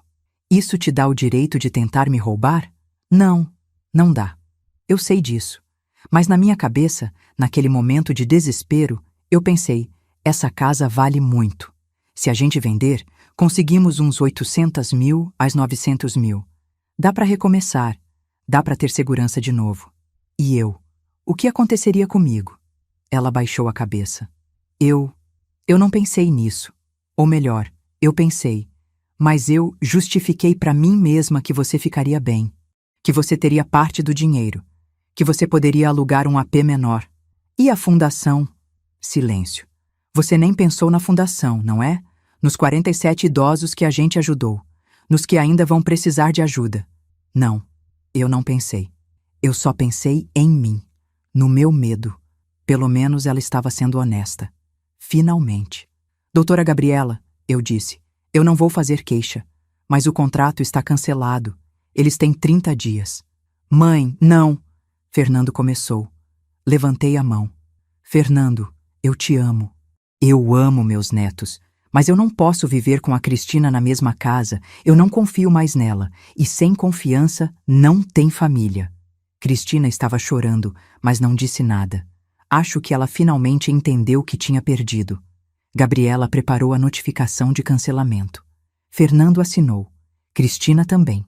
Quando a advogada foi embora, Cristina se levantou para subir. Cristina, eu chamei. Ela parou. Eu espero que você aprenda com isso, que você encontre ajuda de verdade. Que você cure esse medo que te faz machucar os outros. Porque se você não fizer isso, você vai perder tudo. Não por causa de dinheiro, mas porque ninguém aguenta viver com alguém que não confia em ninguém. Ela assentiu e subiu. Naquela noite, ninguém jantou junto. A casa estava pesada, triste. Mas no dia seguinte, quando acordei, tinha uma carta embaixo da minha porta. Era de Cristina. Beatriz, não tenho palavras para expressar meu arrependimento. Você está certa em me mandar embora. Eu não mereço uma segunda chance. Não depois do que fiz. Mas eu quero que saiba. Esses meses morando aqui, vendo o trabalho da fundação, vendo como você cuida do Sr. Carlos, vendo como você é forte e gentil ao mesmo tempo, mudou alguma coisa em mim. Não o suficiente para eu não cometer esse erro horrível, mas o suficiente para eu saber que preciso mudar. Vou continuar na terapia. Vou trabalhar no meu medo, na minha necessidade de controle. E talvez, algum dia, eu possa olhar para você e para o Fernando e não sentir essa vergonha que está me matando agora. Obrigada por não me processar. E obrigada, principalmente, por mostrar para Luísa que existe outra forma de ser mulher. Uma forma forte, digna, generosa. Cristina. Dobrei a carta e guardei na gaveta. Parte de mim queria odiar ela. Mas outra parte, a parte que tinha criado a fundação justamente para ajudar pessoas machucadas, entendia que Cristina era, à sua forma, mais uma vítima. Vítima do próprio medo, da própria insegurança. Mas entender não significava aceitar a convivência. E assim, depois de todo o esforço para reconstruir, estávamos de volta ao começo. Ou pelo menos era isso que eu pensava. Porque o que aconteceu depois mostrou que os próximos dias foram estranhos. A reforma continuou. Já estava no meio. Não dava para parar. Mas o clima era pesado. Fernando mal falava. Passava o dia procurando apartamento para alugar, calculando quanto ia conseguir pagar com a indenização que ainda tinha. Cristina estava fazendo as malas. Silenciosa. Luísa a ajudava, também em silêncio. Mateus ficava comigo, ajudando com a fundação, cuidando do Sr. Carlos. O Sr. Carlos, aliás, estava melhor. Muito melhor. Já conseguia andar sem ajuda, já voltava a fazer suas caminhadas leves. Numa tarde, ele me chamou para tomar chá no jardim. Fia, vou te fazer uma pergunta difícil. Pode perguntar, seu Carlos. Você está em paz com essa decisão? De mandar eles embora? Pensei antes de responder. Eu tô em paz por ter estabelecido limites, mas não tô feliz. Nunca quis que chegasse nesse ponto. E se a Cristina realmente mudasse? De verdade dessa vez? Como eu posso saber se é verdade? Ela já me enganou 2 vezes. Mas... E se você tirasse a possibilidade dela enganar? Como assim? Ele sorriu. E se vocês morarem juntos, mas de um jeito que ela não possa fazer nada de errado? De um jeito que proteja a senhora, mas dê a ela a chance de provar que mudou? Fiquei olhando para ele, tentando entender. A reforma, ele continuou. Tá quase pronta. Vai ficar 2 espaços separados. Eles moram no andar de cima, pagando aluguel. A senhora fica no térreo, com total independência. Se eles não pagarem, vão embora. Se desrespeitarem, vão embora. Mas enquanto estiverem aqui, pagando e respeitando, eles têm uma chance. Mas, seu Carlos, e se ela tentar de novo? Aí a senhora põe para fora. Simples. Mas pelo menos você deu a última chance. E mais importante, os seus netos vão ver que a avó deles acredita em reconstrução, acredita que as pessoas podem mudar. Fiquei pensando nisso o dia todo. Naquela noite, subi até o quarto de Fernando. Bati na porta. Entra, mãe. Ele estava sentado na cama, cercado de anúncios de apartamentos. Conseguiu achar algo? Tem uns lugares. Nada muito bom, mas dá pra gente sobreviver. Sentei ao lado dele. Fernando, eu quero te fazer uma proposta. Ele me olhou cansado. A reforma tá quase no fim. Mais 2 semanas e fica pronta.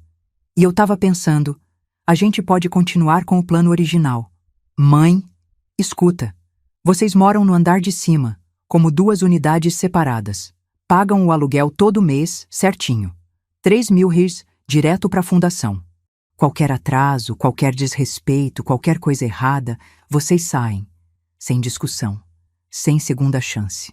E a Cristina, depois do que ela fez? Eu não tô fazendo isso pela Cristina, tô fazendo por você, pelos meus netos. E talvez, só talvez, tô fazendo por mim também. Porque eu quero acreditar que as pessoas podem mudar de verdade. Lágrimas começaram a descer pelo rosto dele. Mãe, eu não mereço isso. Talvez não. Mas não é sobre merecer. É sobre escolher construir ao invés de destruir. Ele me abraçou forte. Obrigado, mãe. Muito obrigado. No dia seguinte, chamei a doutora Gabriela. Doutora, quero reativar o contrato, com algumas cláusulas adicionais. Ela veio com os documentos. Sentamos todos. Eu, Fernando, Cristina e até Mateus e Luísa como testemunhas. Gabriela explicou os novos termos. O contrato de locação é válido por tempo indeterminado, mas pode ser rescindido imediatamente pela senhora. Beatriz, em caso de atraso de pagamento superior a 5 dias, desrespeito comprovado ou tentativa de fraude de qualquer natureza. Não há tolerância. Não há negociação. Uma quebra, acabou. Cristina estava pálida. Eu aceito. Todos os termos. Tem mais, eu disse. Cristina, você vai continuar na terapia, uma vez por semana, sem falta. E a cada 3 meses, eu quero um relatório da sua psicóloga confirmando que você está comparecendo. Isso é invasão de privacidade, ela começou. É a condição. Aceita ou não aceita? Ela engoliu seco. Aceito. E tem outra coisa. Você vai trabalhar voluntariamente na fundação, 2 tardes por semana, sem remuneração, para aprender o que é cuidar de quem precisa, ao invés de só pensar em si mesma. Fernando olhou para mim surpreso. Cristina ficou em silêncio por um longo tempo. Depois disse: Eu aceito. Aceito todas as condições. Assinamos o contrato. Novo. Com todas as cláusulas. A reforma terminou 3 semanas depois. E o resultado foi lindo. O térreo tinha ficado perfeito. Um espaço aconchegante, com quarto amplo para mim, outro menor para o Sr. Carlos, que aceitou vir morar comigo, oficialmente, uma sala que funcionava como escritório da fundação, cozinha completa e um jardim nos fundos que a gente transformou em horta comunitária. O andar de cima tinha ficado moderno e funcional. 3 quartos, 2 banheiros, uma sala integrada com cozinha americana. Perfeito para a família deles. No primeiro dia depois da mudança completa, fizemos um jantar no jardim, todos juntos. Fernando trouxe um churrasco. Mateus fez uma salada. Luísa preparou um suco especial. Cristina fez uma sobremesa. E eu fiz arroz e vinagrete. Sr. Carlos ficou responsável pelo som. Ele colocou aquelas músicas antigas que a gente gostava. Enquanto comíamos, Cristina se levantou e pediu a palavra. Eu queria dizer uma coisa para todo mundo, principalmente para Beatriz. Todos ficaram em silêncio. Eu errei muito. Errei feio. E eu poderia ter perdido tudo. Minha família, minha dignidade, meu futuro. Mas a Beatriz me deu algo que eu não merecia.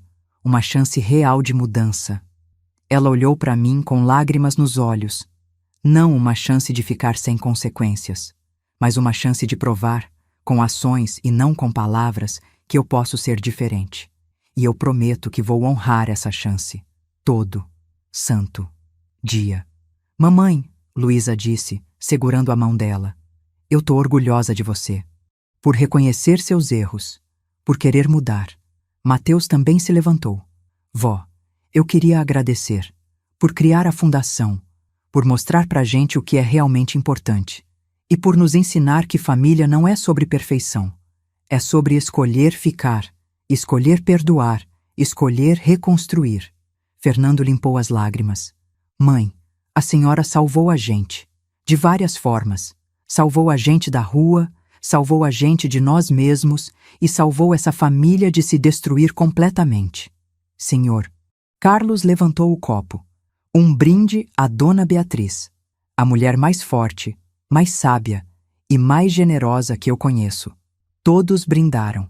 E naquele momento, olhando para minha família, para o Sr. Carlos, para o jardim iluminado pelas luzes que a gente tinha colocado, eu senti algo que não sentia há muito tempo.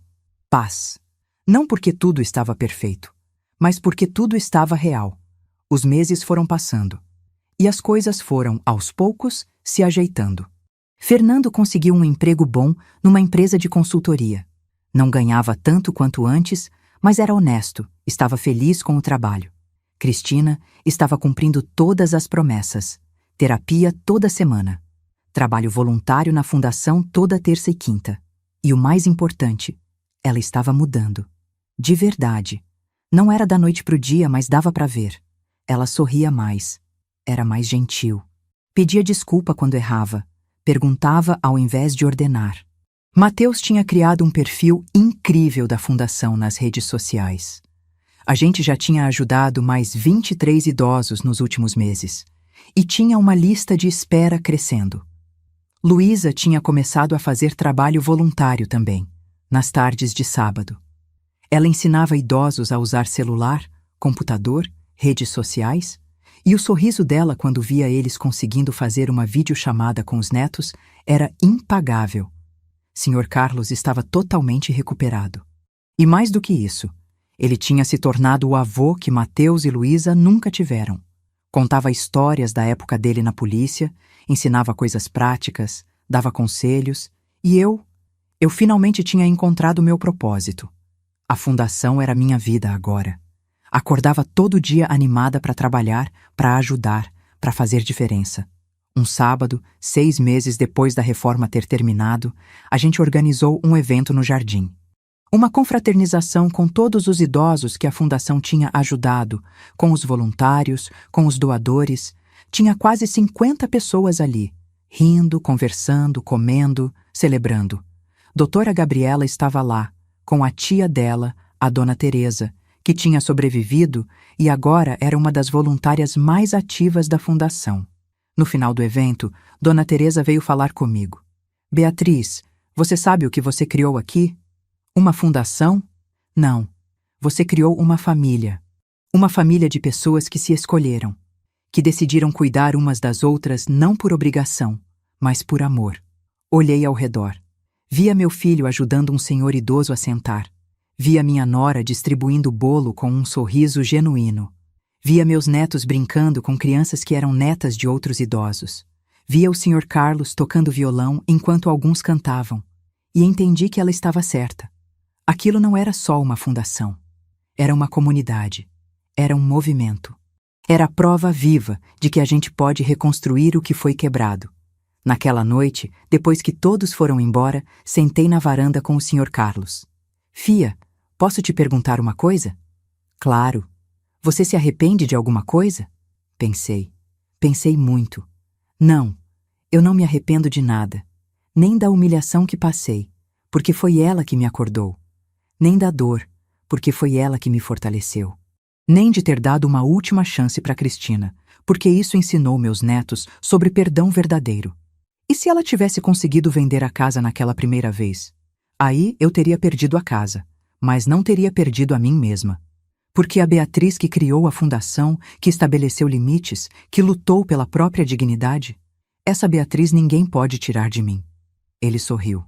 A senhora é sábia, fia. Não, seu Carlos. Eu só aprendi, do jeito mais difícil, que a gente não pode abrir mão de quem a gente é só para agradar os outros. Que família verdadeira é construída com respeito. E que nunca, nunca é tarde demais para recomeçar. 3 meses depois, aconteceu algo especial. Cristina tinha completado 1 ano de terapia e ela pediu para fazer uma reunião familiar. Sentamos todos na sala, a sala de baixo que agora era território neutro. Eu queria agradecer vocês, todos vocês, por não terem desistido de mim quando eu merecia que desistissem. Ela olhou especialmente para mim. Beatriz, a senhora me ensinou algo que minha mãe nunca me ensinou, que ser forte não é controlar, é ter coragem de ser vulnerável, de admitir quando está errada, de pedir ajuda. Ela respirou fundo. E eu queria propor uma coisa. Na terapia, a gente está trabalhando o kintsugi. Sabe o que é? Balancei a cabeça. É uma arte japonesa. Quando alguma coisa quebra, tipo um vaso, ao invés de jogar fora ou tentar esconder as rachaduras, eles consertam usando ouro. As cicatrizes ficam douradas, mais bonitas do que o original. Ela pegou uma caixa que estava escondida atrás do sofá. Eu fiz isso, na terapia. Peguei um prato velho, quebrei e reconstruí com essa cola dourada. Ela mostrou. Era lindo. As rachaduras brilhavam, formando um desenho único. Essa é a nossa família agora. A gente quebrou, mas a gente tá se reconstruindo. E as cicatrizes não são vergonha. São prova de que a gente sobreviveu, de que a gente escolheu consertar ao invés de desistir. Luísa estava chorando. Mateus também. Fernando abraçou a esposa. E eu finalmente entendi que tinha valido a pena. Todo o sofrimento, toda a luta, toda a coragem que precisei ter. Porque no final, a gente não tinha só sobrevivido. A gente tinha renascido. Hoje faz 2 anos desde aquele jantar em que Cristina me mandou comer com os cachorros. E olha onde a gente está agora. Fernando é gerente na empresa nova. Conseguiu reconstruir a carreira dele, mas de um jeito mais saudável. Ele sai no horário, janta com a família, tem terapia uma vez por semana. Cristina fez faculdade de serviço social. Ela descobriu sua vocação trabalhando na fundação. Hoje, ela é uma das assistentes sociais da nossa equipe, agora recebendo salário, porque a fundação cresceu tanto que conseguimos contratar profissionais. Matheus passou no vestibular para direito. Ele quer ser advogado especializado em direito dos idosos, como a doutora Gabriela. Continua voluntário da fundação, cuidando das redes sociais que já tem mais de 100 mil seguidores. Luísa criou um canal no YouTube ensinando jovens a respeitar e cuidar de idosos. Tem quase 50 mil inscritos. Ela descobriu que tem talento para comunicação e quer fazer jornalismo. Sr. Carlos é oficialmente meu melhor amigo e meu companheiro de todas as horas. A gente toma café junto toda manhã, cuida da horta, recebe os idosos que vêm para a fundação. E a Fundação Novo Amanhecer já protegeu 127 idosos. Salvou 127 pessoas de serem desrespeitadas, manipuladas, roubadas pelas próprias famílias. A casa continua dividida em 2 unidades. Eles pagam o aluguel certinho, todo mês. A gente janta junto 2 vezes por semana. Tem limites claros, mas também tem amor. Não é perfeito. A gente ainda discute às vezes. Cristina ainda tem seus momentos de ansiedade e controle, mas agora ela reconhece e trabalha nisso. Fernando ainda tem dificuldade de se posicionar em alguns momentos, mas está aprendendo. Mas sabe o que é diferente? A gente conversa. A gente se respeita. A gente se escolhe todo dia. E eu tô vivendo a melhor fase da minha vida. Aos 70 anos, descobri que a vida não acaba quando o marido morre. Não acaba quando os filhos crescem. Não acaba quando a gente envelhece. A vida recomeça toda vez que a gente tem coragem de se reinventar. Então, se você chegou até aqui, quero te pedir uma coisa. Se você tem uma pessoa mais velha na sua vida, pai, mãe, avô, avó, tio, tia, liga para essa pessoa agora. Hoje. Diz que você ama. Pergunta como ela tá. De verdade. E se você é uma pessoa mais velha e tá passando por algo parecido com o que eu passei, escuta bem o que eu vou te dizer. Você não tem que aguentar desrespeito. Não importa se é seu filho, sua nora, seu genro, seu neto. Sua dignidade não é negociável. Procura ajuda, procura um advogado, procura uma assistente social. Protege teu patrimônio antes de precisar de proteção. Estabelece limites enquanto você ainda tem força para fazer isso. E se você é filho ou filha e tá lendo isso pensando, nossa, minha sogra é chata, ou meu sogro é complicado, para, respira e pensa, um dia você também vai envelhecer. Você também vai precisar de ajuda. Você também vai querer ser tratado com respeito na sua própria casa. Então trata os idosos da sua família do jeito que você gostaria de ser tratado quando chegar a sua vez. E se você não consegue fazer isso por amor, faz por medo. Porque karma é real, meu amor. E um dia a roda gira. Eu sou Beatriz Silva. Tenho 70 anos. Sou viúva, mãe, avó e fundadora da Fundação Novo Amanhecer. E essa é a minha história de como a pior humilhação da minha vida se transformou na minha maior vitória. Porque no final, não era sobre vencer a Cristina, era sobre não perder a mim mesma. E isso, ninguém nunca mais vai tirar de mim. Respeite os idosos. Minamor Fundação Novo Amanhecer. Menos dignidade. Não temidade. Se você ou alguém que você conhece está sofrendo abuso familiar, procure ajuda. Disque 100, Direitos Humanos, Delegacia do Idoso, Defensoria Pública, Assistência Social do seu município. Você não está sozinho e nunca é tarde demais para recomeçar. Elementos técnicos, todos incluídos conforme instruções.